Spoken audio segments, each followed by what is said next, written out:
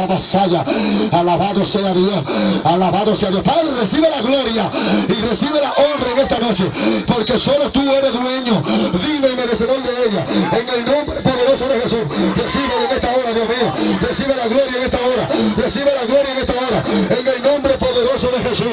Gracias te doy una vez más, Dios mío, en esta noche, en el nombre de Jesús. Aleluya, gloria a Dios.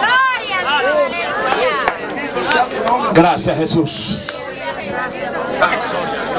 Aleluya, la pastora Gladys. Abasaya. Oh, gracias, Jesús. Gracias, Jesús. Gracias, Jesús. Gracias, Jesús. Gracias, Jesús. Gracias, Jesús. Gracias, Jesús. Gracias, Padre, por libertad. Gracias por romper la cadena. Gracias por salvar. En el nombre de Jesús, toda la gloria, toda alabanza y toda exaltación es para ti, Dios amado. Recíbela, Dios, toda la gloria,